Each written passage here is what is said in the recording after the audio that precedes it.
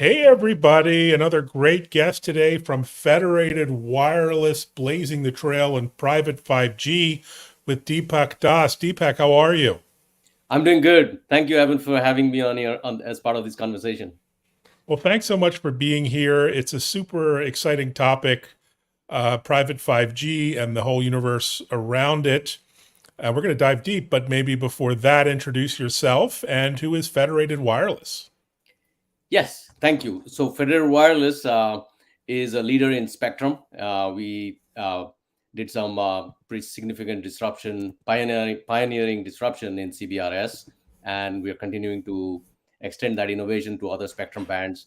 And then we're taking that spectrum into its real to deliver its real value in terms of networks, supporting the operators, supporting other partners, and also delivering private wireless in 4G, 5G on those same spectrum bands.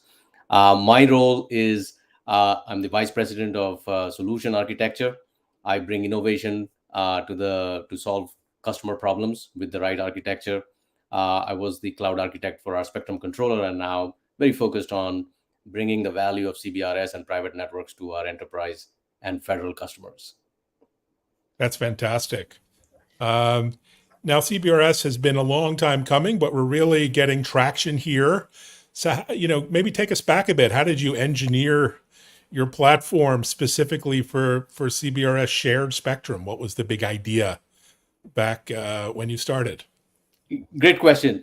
So the lifeblood, as most of your audience knows, is of wireless networks is spectrum, Mhm. and spectrum typically, is has been licensed spectrum that operators use to deliver very secure macro, nationwide networks, and then the spectrum more on the which falls in the ISM band that Wi-Fi and other technologies are launched in, and what CBRS provided was very unique. Its a key disruption that it brought to the market was one, it was managed spectrum at much lower cost points because it was Mm. shared with the incumbents, the primary incumbent being the Navy. And what the FCC and even starting with a presidential mandate, what was recognized was that there's 150 megahertz, which is a significant amount of spectrum in what is the Goldilocks spectrum band, the sweet spot for coverage and capacity between 3 to 6 megahertz. So specifically, this is 3.55 to 3.7 megahertz, 150 megahertz of bandwidth that was not used, uh, for that was used primarily by the incumbents for some radar activity, but Mm. was largely unused. So the goal was to share it and make it available for broader use to really help connectivity for many verticals. The other, the from a technology perspective, what Federated did was really focus on delivering this spectrum as a cloud service. Cloud Mm. service, when we started in 2014, for in the telco world, was not a mainstream sort of idea. But we believed strongly from the beginning that to enable a large ecosystem that can onboard onto that spectrum, launch networks, radios, devices, it had to be a cloud service with APIs, with pure born in the cloud, native cloud architectures. So that was one way we wanted to, like, really, I think, arguably one of the fastest growth of an ecosystem around any band. I think primarily because we delivered as a cloud service. Yeah, it's an amazing approach, amazing innovation.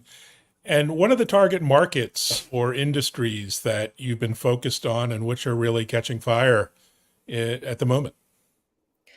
Yes. So private wireless, applies to really any use Mhm. case, right? But the use case is the key aspect. We always Mm. believe that having a use case first approach is the right vision for connectivity. There's no one size fits all. Mm. Customers have choices, federal, enterprise, they all have choices in connectivity, and we believe that focusing on the use case was the right uh, approach to using the spectrum. And so private wireless, so we find that the most traction that we are getting is, as different verticals are kind of embracing the value of private wireless. The most traction is, I would say, in logistics modernization, warehouse Mm. automation, And this is part of a broader digital transformation journey for these customers. They are trying to upgrade operational efficiency, reduce cost, etc.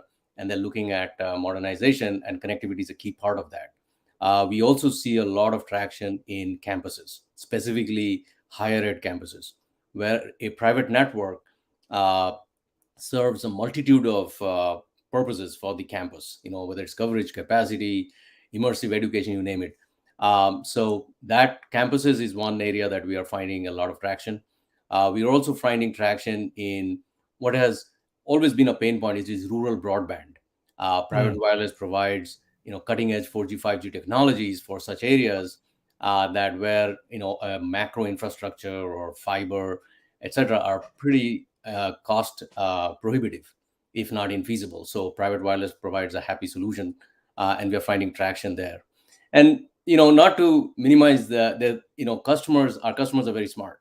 They see the value and then they connect the dots to their own innovative journey. So we work with innovative players who are trying to bring autonomous vehicles with their Mm. private network connectivity on 5G.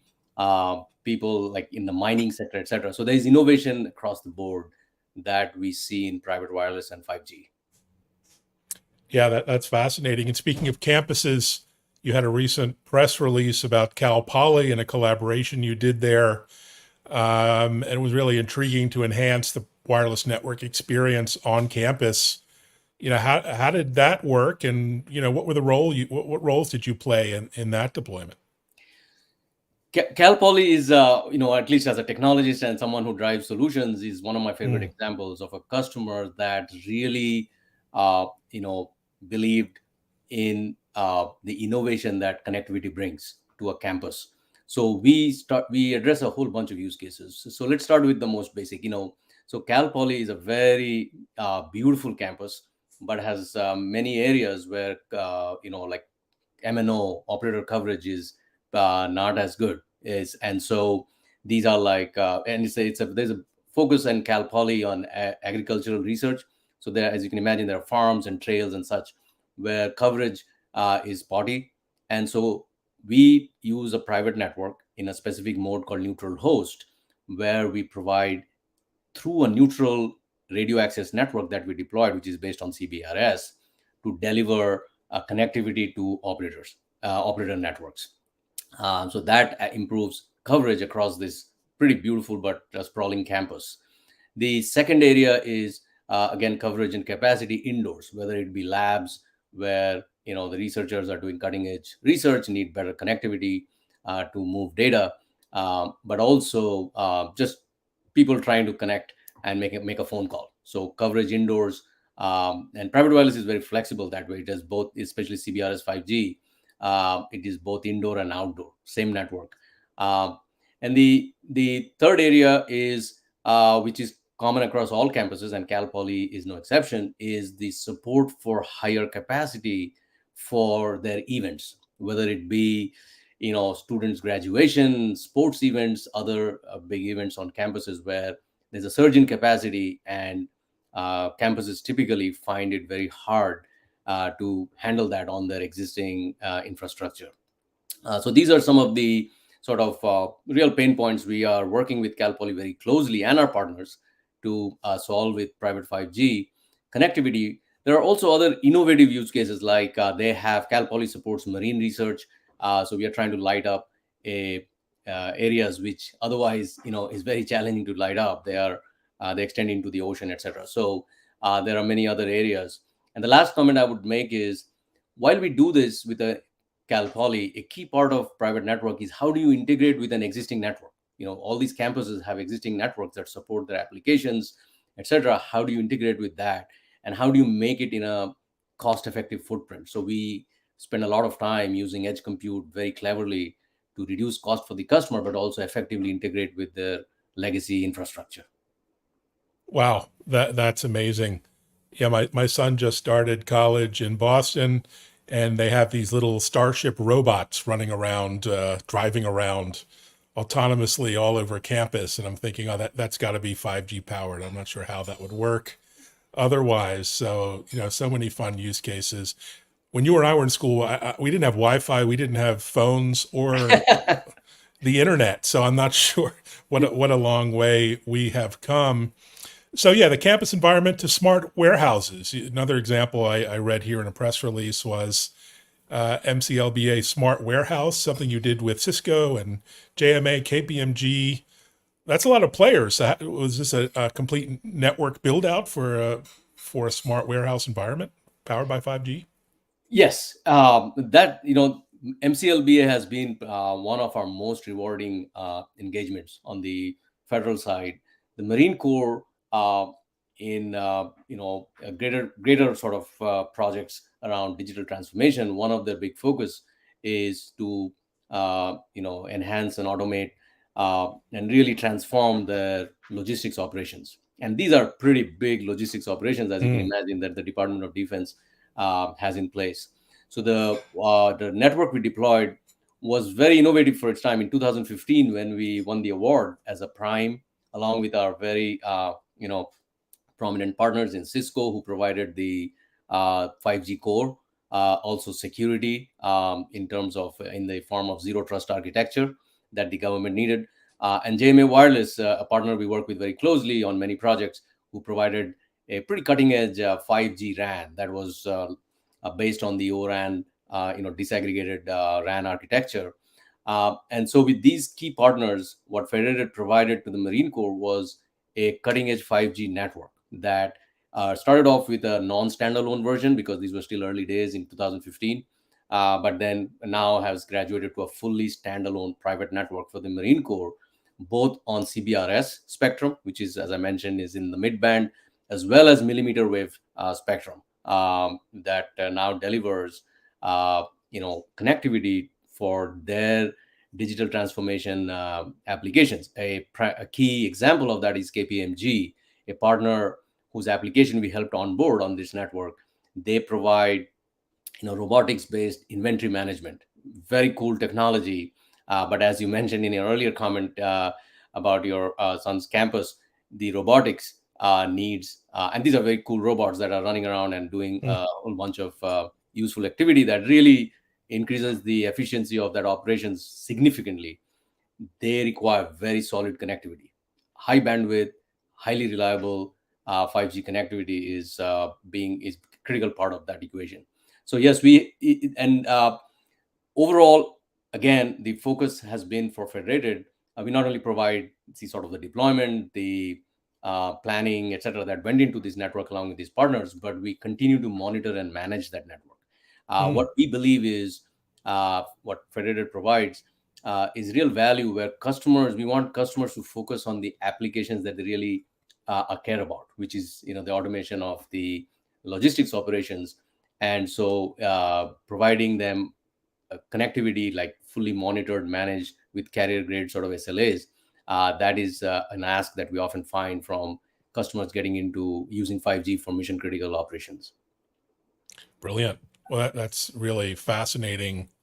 Totally new model here in terms of deploying, consuming wireless services. You also have a number of interesting capabilities on your platform, things like a neutral host for adding public network services and a spectrum exchange of sorts. Explain how all this works. It's relatively new to me.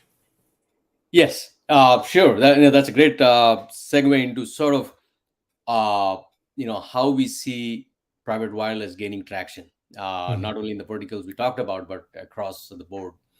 A key aspect of private wireless is the ability to integrate where necessary with public networks. So public-private integration is a key aspect, mainly because there is a lot of applications that can like directly benefit from connecting to a public network. A key example of Mm, that would be emergency services. Public mm, networks have done a fantastic job providing nationwide support for E911, emergency alerts, etc. So there is no point trying to reinvent that for each enterprise, right? So you want to leverage that. So, for example, in Cal Poly, a significant effort that we invested in along with our partners and of course our customer here was to test out E911 capability on that neutral host network. So the neutral host network fundamentally is in this case, leveraging a common radio access network that is based on CBRS that we deployed across campus, indoor, outdoor, like I described. But then through a gateway, which has a funky name, MOCN, MOCN, multi-operator core network. So this neutral radio access network then connects to multiple operator core networks. TMO is one of our announced partners there, and that's where how we tested connectivity to TMO for MNO services, but specifically, for example, the emergency services. So neutral host is a very key capability that we bring to campuses that is really at the heart of public-private network integration. CBRS, as you mentioned, we truly saw from day one that this would enable all sorts of disruption. So a key part of CBRS was the tiered structure of spectrum sharing. So clearly the incumbents, the Navy, always gets priority. So our algorithms are tuned towards making sure that happens. The second tier in CBRS, in the sharing hierarchy, are preferred access license holders, PAL. So this was auctioned, I think, 2 or 3 years ago, raised about $4 billion for through the auction, where county-wide licenses were given to people, which just gives them preferred access. They don't own any part of the spectrum, but they get preferred access. So when preferred access but preferred access, the way it is structured is you use it or lose it. So if you are not using it, that spectrum can then be used for the main tier, which is the lowest tier of is called general access, right? So where you access the spectrum, etc. So people PAL owners who bought licenses and have different sort of plans to deliver networks on them have now an opportunity to monetize their spectrum. And how do they monetize it? They can monetize it by leasing out to other enterprises that need it in the county that they bought it in. And the spectrum exchange that we built for such is specifically for that use, to help PAL preferred access license holders to be able to monetize the spectrum by through an automated platform, by helping others to use it if they are not using it themselves. Fantastic. Well, I love the approach there. And another kind of story of interest, I thought, was your partnership with AWS. How does that work, and how does it benefit their enterprise customers? So I've been tracking technology, wireless technology for a long time. I started at Bell Labs, and it's really rewarding for me to see how connectivity technologies that we invented along the way. And in fact, so you have a PhD in electrical engineering, so that is correct. And you've been in wireless your whole career, I think. I noticed you were with Airvana. I think we actually met in Boston at that time when you were with that all those years back. I am pretty sure we did. Yes. Yeah. Yes. Now that I recognize your face, so yes, you have some. You're excited about the future of wireless, to say the least. I am, and I really track. Of course, I like the core technology. I worked at a very low level, PHY layer, MAC layer algorithms to then system level, architectures. But what gives me the greatest joy is what I call the rubber meets the road, where these technologies actually help solve real customer problems. So whether it was MIMO, which I was lucky to be part of the team that invented MIMO at Bell Labs, along with other key players in the industry. But to see those technologies now transform into real value for customers is really, it's something that drives me as we sort of look forward to bringing more technologies to solve real customer campus use cases, like on a campus. So in terms of where we can go next, right? In terms of taking these technologies, definitely we see a lot of innovation in spectrum, different bands that provide similar value to customers. Also bringing in technologies like ORAN that are very more flexible, cost-effective solution on the RAN side. So our goal has been to sort of take that, and CBRS was a good starting point, but to bring that same value across bands with cutting-edge technologies to our customers. Fantastic. Well, it's very exciting. Congrats on all the success, and it's nice being at the beginning of a revolution. So that's always a good place to be. I know I'll be at MWC in Las Vegas in a couple weeks. Excited to get all the updates from all the industry players there, including yourself. And yeah, thanks so much for sharing your vision and mission at Federated Wireless. I appreciate the opportunity. Thank you for having me on this show, Evan. And yes, I look forward to seeing you in the future. I'm very excited by this journey. The it is as we I think the key thing here is how we enable bigger ecosystems, whether it's of device vendors, whether it is of radio vendors, core vendors, and also developers. How our success as an industry will be how do we make it more open for more players to participate and bring true innovation while we further the connectivity story. How do other applications come in? And AWS, sorry, you talked Ah, about yes. AWS. AWS is actually a key player and partner for us, is because they bring a massive ecosystem. They bring a marketplace. They bring edge compute. They bring all these services. And as our partners, try to deliver solutions, whether it is surveillance solutions or RFID tagging solutions, etc., we find great harmony in using a public cloud partner like AWS to deliver very unified solutions. So part of our goal is how do we deliver connectivity as a seamless part of the cloud continuum that public cloud leader like AWS is pushing in the market. Edge compute, on-prem edge compute where you need it, data center, local data centers where you need it, public cloud where you need it, the connectivity, the appropriate connectivity for that. So our story is very well integrated with that, and the value we bring to our customers is often very tied to the applications they are trying to deliver on AWS. So this partnership has been really rewarding, not only from a technology perspective, but also from the value we have delivered together to our customers.